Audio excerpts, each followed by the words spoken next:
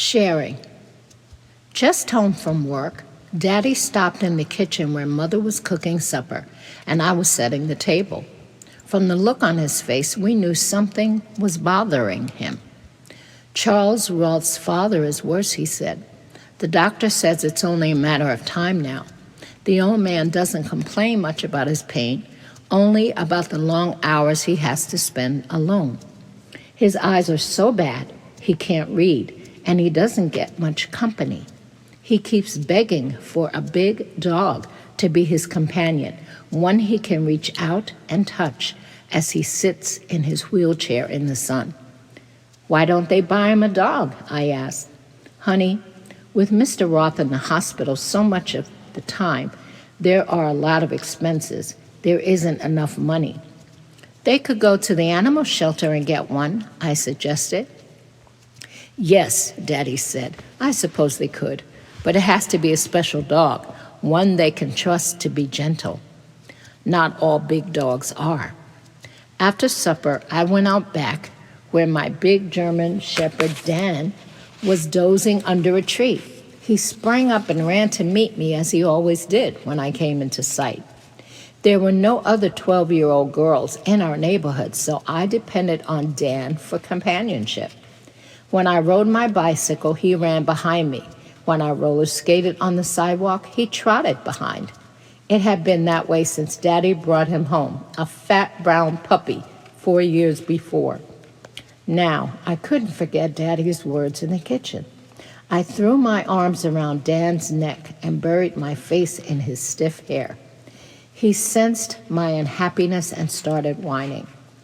I love you, I whispered to him. I'd be lost without you, but, oh, Dan, I know what I should do, but I don't want to do it. I thought about Mr. Roth. He was old, sick, and almost blind. It seemed to me that he was just about out of blessings. I got up quickly. I knew what I had to do.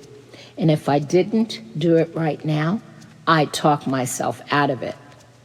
I found Daddy sitting in his big chair looking at his newspaper. Although we weren't supposed to interrupt him when he was reading, I blurted out, Dan can go. He looked over the top of the paper at me. What did you say? He asked. Mr. Roth can borrow Dan. Tears started down my face. Daddy pitched his newspaper over the armchair to the floor. Come here, he said, reaching out for me.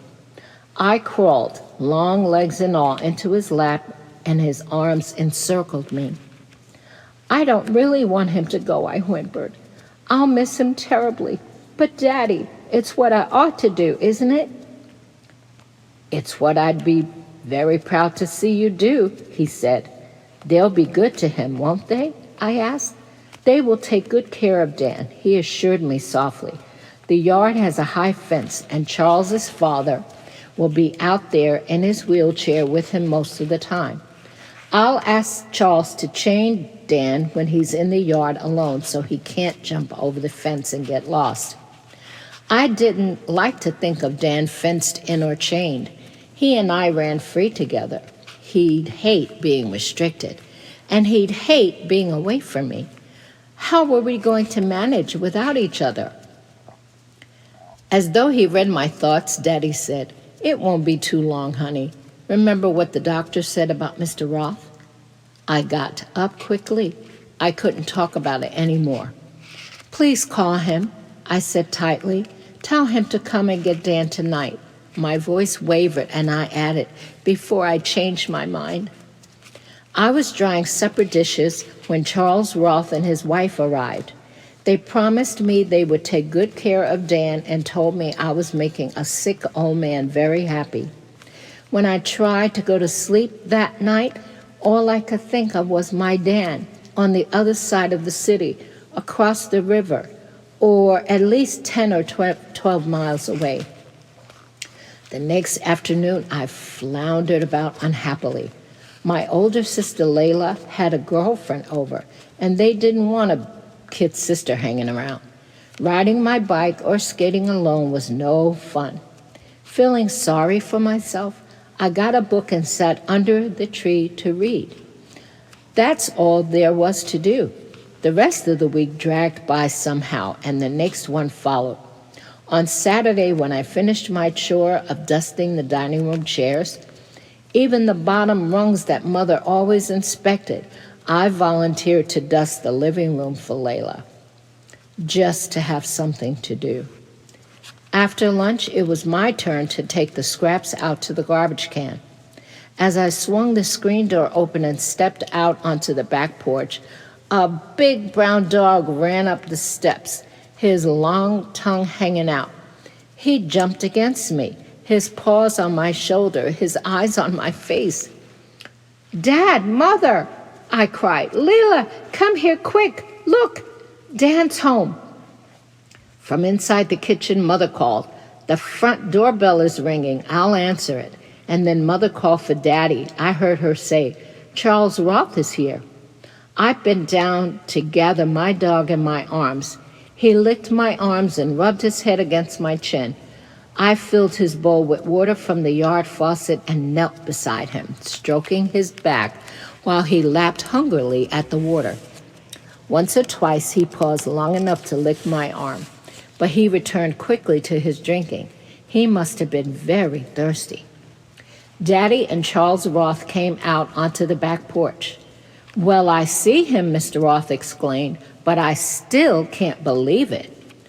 Early that morning, Charles Roth had rolled his father's wheelchair into the backyard and unfastened the chain from Dan's collar so that the old man could pet him and play fetch with him. Later, old Mr. Roth was wheeled back into the house while Charles and his wife went grocery shopping. I was in a rush and didn't remember to chain the dog, and I was supposed he was smart enough to realize he was alone and free to jump the fence and come home. While he talked, I looked at my dog. It was amazing that he found his way back, a place he'd never even seen before. There was no way he could have seen the streets and figured out a return route. How had he done it? Mr. Roth answered my question with his next words. "It was pure love that directed the dog's path back to you," he told me. "And as hard as it will be for me to tell my father he won't be back, I can't ask you to let me take him from you again." I looked at Daddy, and his face told me he wouldn't ask it either. I looked at Dan, stretched full back on the backyard grass.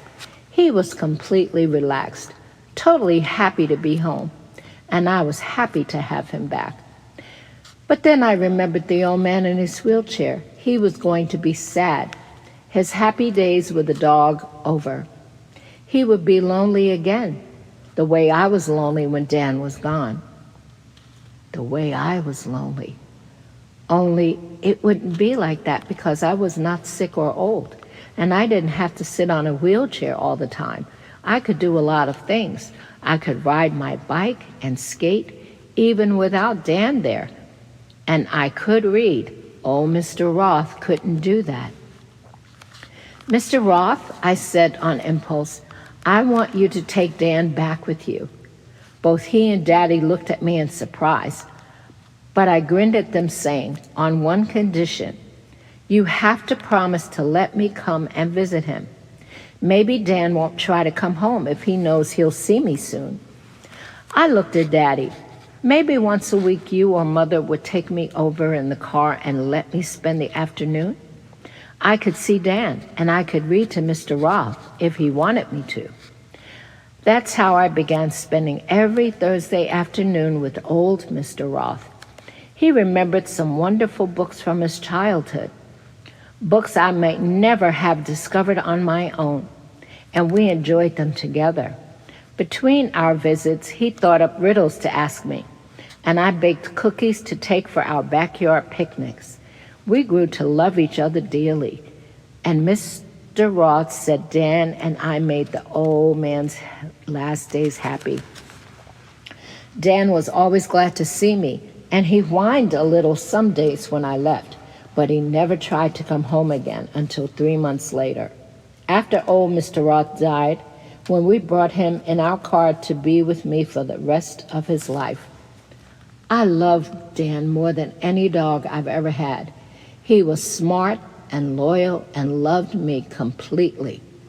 But more than that, he helped me learn that the love you share is the love you keep. By Drue Duke.